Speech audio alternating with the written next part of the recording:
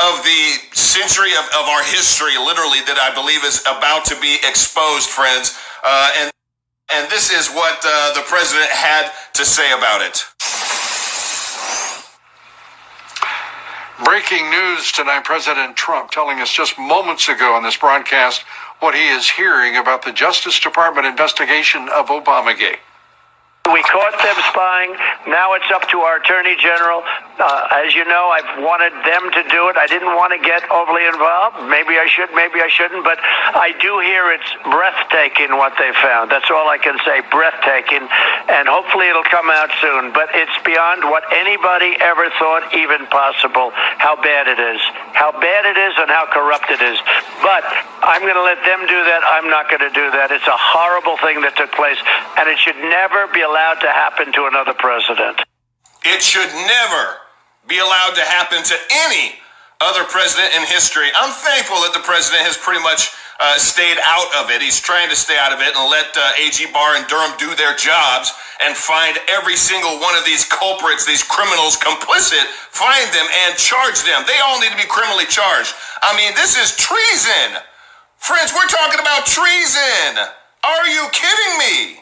And it went all the way to the top. Oh, yeah, Obama is very, very complicit in all of it. He kept his name off for the most of it. But you know what? No, there's no way that he didn't know what was going on. He was quarterbacking. I believe he was quarterbacking the entire thing. We shared this article at davidharrisjr.com. Coup d'etat, President Trump said it is breathtaking.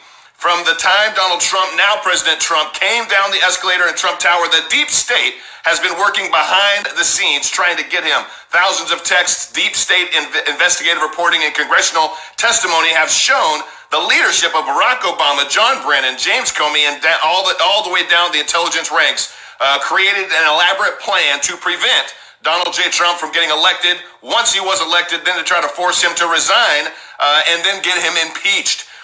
American coup d'etat. Look at all these dirty players. And here you've got Susan Rice, who apparently Biden is contemplating having as his VP pick. All of these individuals right here, all of them need to be held accountable and arrested. The president went so far as to actually share this video. If you haven't seen it, friends, this right here should share everything with you, everybody. If you haven't already clicked share on Facebook or hit retweet, do it right now. Maybe one of your family members or friends will see this brother right here talking and say, what's he talking about? Well, they all need to understand the truth that is about to be discovered, exposed, that the plot to take down a sitting president from the former administration, all those that thought that, Obama was the great Messiah, savior for our country. Bullstein. Absolute hogwash. Nothing could be further from the truth. He was trying to, I believe, completely, as he said, fundamentally transform the foundation of this country. And when Donald Trump won, well, he wanted to take him out as well. This is a video the president himself just shared about an hour ago. Trump will not be president. Highly critical, biased text messages between senior FBI officials Peter Strzok and Lisa Page. There will be no question about the outcome of this election. And she got ahead of herself. This utterly stunned this campaign. Head home. You should get some sleep. We'll have more to say tomorrow. Our constitutional democracy enshrines the peaceful transfer of power. The peaceful transition of power is one of the hallmarks of our democracy. We want to do everything we can to help you succeed, because if you succeed, then the country succeeds. These declassified documents that were just released. Officials in the Obama administration were asking for the identities to be unmasked of Americans. Unmasking of aides and staffers of the incoming president. The basic charge, political spying. To disrupt the peaceful transfer of power. Unmasking of American citizens. It could be a real problem. Why is it that the unmasking of Flynn somehow ended up in the pages of the Washington Post? I know nothing about those moves to investigate Michael Flynn. The vice president said that yesterday, and then the last name on this list is Joe Biden. The Obama administration was bitter. They wanted to do everything they could to undermine the incoming Trump administration. Really designed to sabotage and really upend the new administration. An outgoing president and a vice president and a Washington Post columnist and the FBI setting up an incoming administration. Wow, that's a real conspiracy. and nobody wants to talk about it.